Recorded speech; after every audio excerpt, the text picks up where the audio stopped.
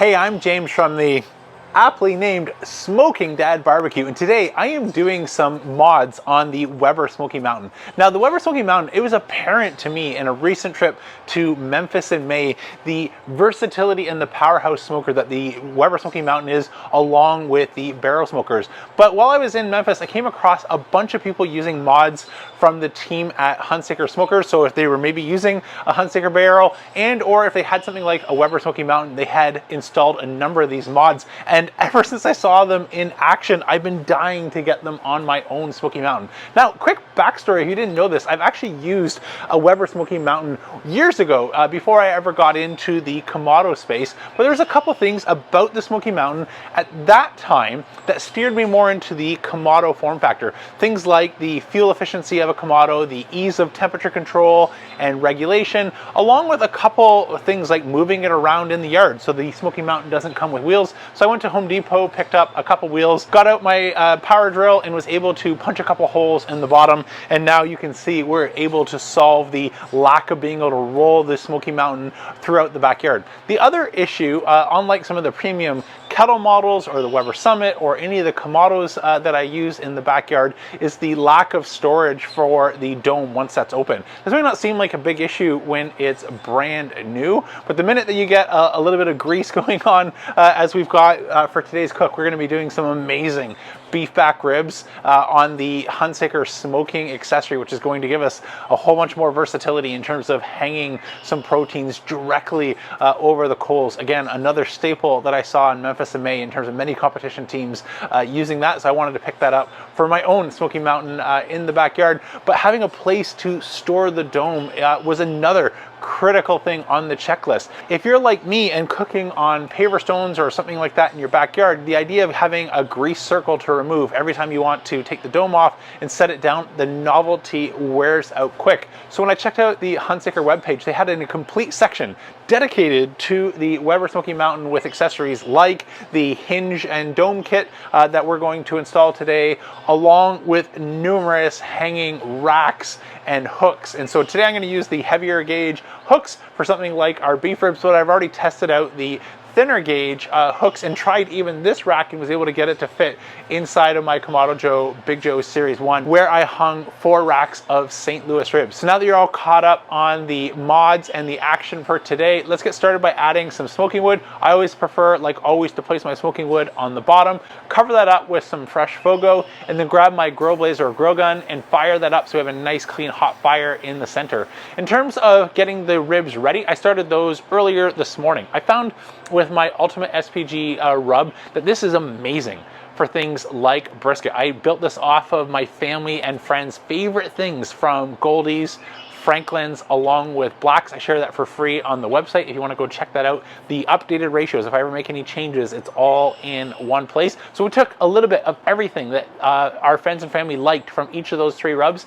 I applied that this morning. I found if I was to do the overnight dry brine, it's a little bit too salt forward. You can get away with it on things like a brisket or a pork or any large cut for things like chicken wings or pork ribs or today's beef back ribs. Anything approaching sort of that 12 to 24 hours can be a little bit too much and start to be a little bit too heavy on the salt content. If you want to go for an overnight dry brine, which I'm a big fan of, I would use my modified wing dust recipe, which is perfect for things like pork ribs, chicken wings, and or these beef back ribs. But since I just picked these up from Costco and I didn't have overnight to dry brine them, I applied that first thing this morning, threw them in the refrigerator. So they had about 6 hours to hang out and help that dry brine start to adhere and the salt to do their magic before we installed the meat hooks and got them hung in our Weber Smokey Mountain. So the game plan from here is we're going to smoke these beef ribs along at about 250 to 270 degrees Fahrenheit until we reach an internal temperature in and around that 203 degrees Fahrenheit, or until we are probing tender with a meat thermometer. After that, I'll let them rest for 3 to 4 hours, and the only other thing to fill you in on is my spray. So I've diluted some apple cider vinegar, 50% apple cider vinegar, 50% water, and the game plan is to give those a spray. As I forgot earlier, the wood that I'm going with for smoke for today's cook will be cherry wood. So now that you're all caught up, let's get those on, and I'll see you a little bit later on for the taste test. For me, I have to wait all day after these smoked, but for you, it'll be just like that. So our rest is complete, and these look amazing, but more importantly, they smell incredible. But don't take my word for it. I happen to have a very loyal follower who is following me around everywhere in the backyard. That's Bella, our puppy, and she is convinced that these smell fantastic as well, as nobody is able to get her more than a few feet away from these beef ribs on this off chance that maybe I drop something. I don't know. You're gonna have to wait a little bit longer. Let me know in the comments if we should give Bella a taste. But for now, let's slice these up. Let's come nice and close and see how we did. Hello. Pull back on these is awesome. Let's look at that. Nice juices galore. Great smoke. Nice bark. I think we're in for a treat. Take you fast forward while I slice the rest of these up. Cheers.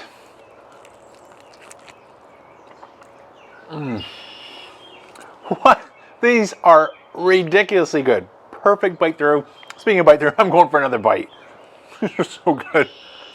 Those are through the roof. So how did the Hunsaker mods work in terms of modifying the Weber Smokey Mountain? Is this something that you should consider? Well, I'm going to give that 2 thumbs up for a couple reasons. I'm already a fan of the Smokey Mountain, and over the last year, I've been reviewing another Weber product called the Weber Summit, which is a competitor to Kamado style grills like the Kamado Joe's Big Green Eggs that I've owned in the past. And the issue that I have with that is, great of a grill as it is, you can actually buy all 8 of the 22-inch grill models in the Weber lineup for just about $30 more than the cost of a single Weber Summit. So if I look at something like the Weber Smokey Mountain 22-inch that I have for about 500 bucks, add some of these mods which improve the practicality night and day over the stock configuration in terms of being able to move it around in the yard, not have grease on my patio stones when I want to open up the dome, as well as get some great versatility in terms of the char grilled flavor that you get by hanging your food directly over the coals. Now, a common question that comes up, is this more like an offset? Actually, no, it's no more like an offset. It's very similar to when I use the rotisserie or any rotisserie accessory where you're cooking over the coals. Charcoal and a live fire configuration definitely improves the flavor, but this is still not the same as what you would get on an offset. But it's no wonder that when I tour competition circuits or participate in ones like I did at Memphis in May this year, that you see drums as well as modded out Smokey Mountains for a couple of reasons. A, portability. I can take this apart and throw it in the back of my truck and actually fit it under my tonneau cover. I can't even do that with the Joe Jr., which is why last year on my camping trip, I took an acorn with me, as it's metal and I can throw that in sideways and not get it damaged. Plus, in addition to being incredibly portable, something like the Smokey Mountain is also very fast. So compared to offset cook times, this was less than half. We were just over 3.5 hours in the smoke and about 2 hours in the rest, at a heated rest. I threw them in the oven at 150 degrees Fahrenheit until they came down to an internal temperature of 140 degrees on the protein itself. And so to be able to do that, all of that in just over 5 hours is remarkably quick.